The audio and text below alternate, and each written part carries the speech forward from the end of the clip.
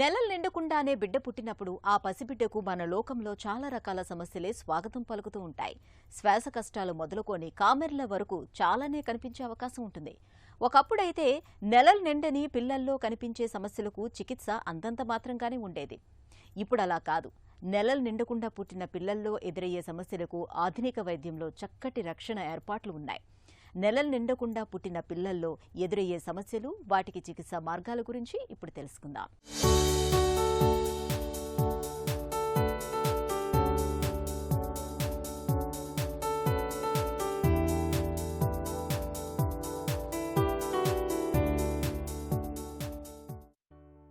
విలక్షణమైన మన ప్రకృతిలో ప్రతి అంశానికి ఒక నిర్దిష్టమైన కాల వ్యవధి ఉంది. పిందె కాయగా మారటానికి, ఆపై పండుగ పక్వం చెందటానికి కొంతకాలం పడుతుంది. అలాగే పైరు ఏపుగా ఎదిగి ఆపై పంటగా కోతకు వచ్చేందుకు కొన్ని మాసాల గడువు ఉంటుంది. అలాగే గుడ్డు పొదిగి పక్షిపిల్ల బయటకు రావటానికి కొంతకాలం పడుతుంది. ఇదే సూత్రం మనకి వర్తిస్తుంది. అమ్మ కడుపులో బిడ్డగా ఎదిగి పరిపూర్ణమైన శిశువుగా రూపుదిద్దుకొని ఆపై మన లోకంలోకి వచ్చేందుకు మనకు నవమాసాల గడువు ఉంది. మరి ఈ గడువుకు ముందుగానే నిర్దేశిత కాల వ్యవధికి ముందరే ఈ లోకంలోకి వచ్చేస్తే కాల వ్యవధికి నోచని ఏదైనా అకాలమే అన్నట్లు నెలలు నిండకుండానే పుట్టిన పసిగుడ్డులో అనేక సమస్యలు, అనర్థాలు కనిపించే అవకాశాలు ఎక్కువగా ఉంటాయి.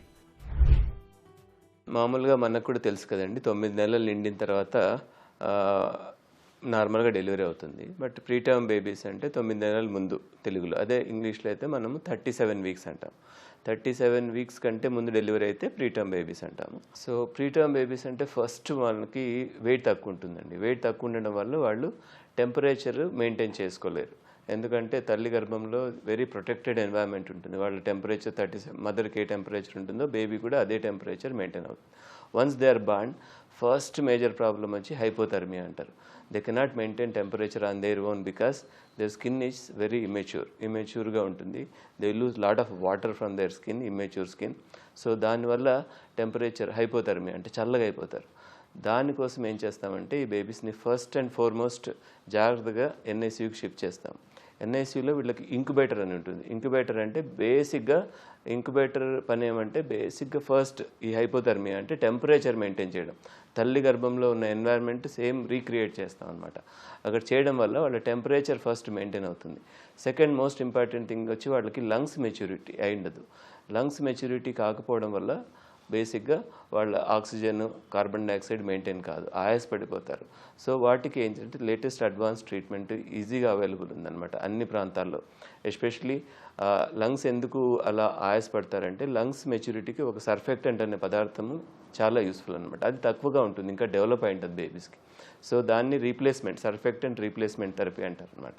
అది లంగ్స్లో మనం ప్రొవైడ్ చేయడం వల్ల ఆయాసం చాలా మటుకు తగ్గుతుంది. Once we provide that, apart from that we need to provide ventilation.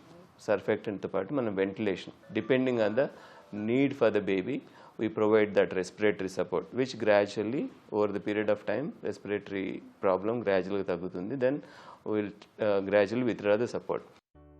మాతృగర్భంలో చిన్న నలుసుగా మొదలవుతుంది పిండం ప్రయాణం. ఆపై నవమాసాల పాటు దినదిన ప్రవర్ధమానంగా ఎదుగుతూ చివరికి పండంటి శిల్పంలా రూపుదిద్దుకుంటుంది. ఈ లోపుగా అంటే నెలలో నిండకుండానే పుట్టేసినప్పుడు ఆ పసి బిడ్డలో అవయవాలన్నీ పూర్తిగా రూపుదిద్దుకొని ఉండవు. ముఖ్యంగా శ్వాస అవయవాలైన ఊపిరితిత్తులు పూర్తి స్థాయిలో అభివృద్ధి చెందని పరిస్థితి ఉంటుంది. సర్ఫాక్టెంట్ అనే పదార్థం ఊపిరితిత్తుల్లో సరిగా తయారవకపోవటం వల్ల నెలలు నిండకుండానే పుట్టిన శిశువుల్లో ఊపిరితిత్తులు పూర్తిగా వ్యాకోచించలేకపోతూ ఉంటాయి. దీంతో శిశువులు తేలిగ్గా గాలి పీల్చుకోలేరు. Respiratory distress, pulmonary hypertension వంటి లోపాలు తలెత్తే అవకాశం ఉంటుంది. నిమోనియా వచ్చే ప్రమాదము ఉంటుంది.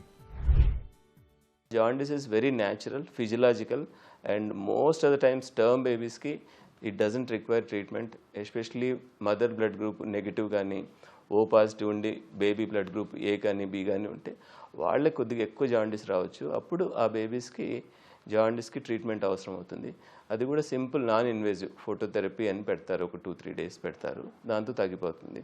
మరి కొంతమందికి ఎక్కువ ఉంటే బ్రెయిన్కి 20 అనమాట కొంత ఫిగర్, ఇంపార్టెంట్ ఫిగర్, అది దాటిపోతే maybe that jaundice go to the brain and damages the brain and causes the long term consequences. So అది ప్రివెంట్ చేయడానికి ప్రీటర్మ్ బేబీస్ కానీ టర్మ్ బేబీస్ కానీ రెగ్యులర్గా మేము ఏం చేస్తామంటే వాళ్ళ లెవెల్స్ మానిటర్ చేస్తాం. It is safe zone, safe levels అనేటివి ఉంటాయి. కొద్దిగా ఎక్కువ ఉంటే ఫోటోథెరపీ పెడతాం, మరీ ఎక్కువ ఉంటే will go for the any intervention like exchange transfusion and IVIG, కొన్ని ఇంటర్వెన్షన్స్ ఉంటాయి.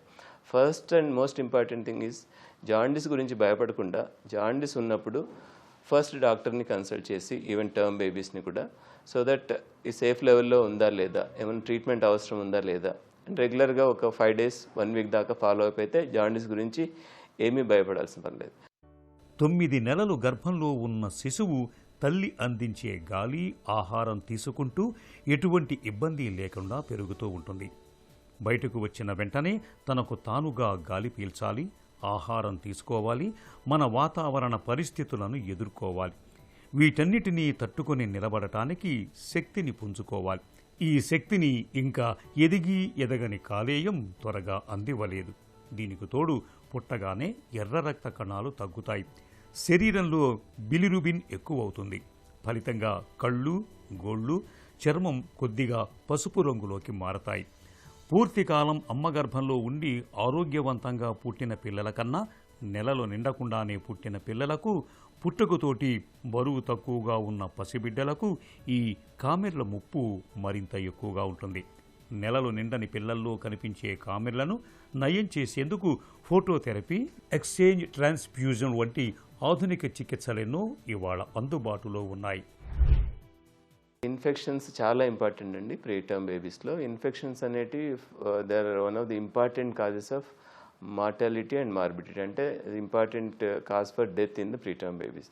So first of all we see that infection రాకుండా చూసుకుంటాం. దానికి మనం ఎన్ఐసియులో స్టెరైల్ ఎన్వైర్న్మెంట్, అంటే ఆపరేషన్ థియేటర్ లాగా ఎంట్రీ రిస్ట్రిక్ట్ చేస్తాం, ఫస్ట్ స్టెరైల్గా మెయింటైన్ చేస్తాము, అన్ని procedures non invasive techniques use చేస్తాము. సో ఒకసారి ఇన్ఫెక్షన్స్ వచ్చిన తర్వాత బేసిక్గా వీళ్ళకి ఇన్ఫెక్షన్ వస్తే, మామూలుగా మనకి ఇన్ఫెక్షన్ వస్తే ఎక్కడో ఒకచోట ఆగిపోతుంది, లంగ్స్లో కానీ, దగ్గుగా కానీ, మోషన్స్గా కానీ. వీళ్ళకి అలా కాదనమాట. ఒకసారి ఇన్ఫెక్షన్ వస్తే ప్రీటర్మ్ బేబీస్కి it all spreads entire body, అంటే దాన్ని సెప్టిసీమియా అంటారు. And also it spreads to all organs including brain. So that ఒకసారి బ్రెయిన్కి స్ప్రెడ్ అయిన తర్వాత మనం యాంటీబయాటిక్స్, వాళ్ళకి బ్లడ్లో ఇన్ఫెక్షన్ స్ప్రెడ్ అయితే 14 days యాంటీబయాటిక్ ఇవ్వాల్సి వస్తుంది. అండ్ అదే బ్రెయిన్కి స్ప్రెడ్ అయిపోయింది అనుకోండి 21 days ఇవ్వాల్సి వస్తుంది. సో ఇవన్నీ చాలా ప్రయాసతో కూడుకున్న థింగ్స్ కాబట్టి first and foremost we see that there is no infection in the NICU and also we see that no baby gets infected. గ్రామీణ ప్రాంతాల్లో నెలలు నిండకుండానే పుట్టిన నవజాత శిశువులకు సైతం అత్యాధునిక సేవల్ని అందించేందుకు వీలుగా రిట్రైవల్ సర్వీసెస్ అనే కొత్త ఏర్పాటు ఇప్పుడిప్పుడే ప్రాచుర్యం పొందుతోంది. నెల తక్కువ పిల్లల్ని సాధ్యమైనంత త్వరగా ఆసుపత్రికి తరలించే లోపు అవసరమైన ఇంక్యుబేటర్, వెంటిలేటర్ వంటి అన్ని రకాల ఏర్పాట్లని అంబులెన్స్ వాహనంలో ఏర్పాటు చేస్తున్నారు.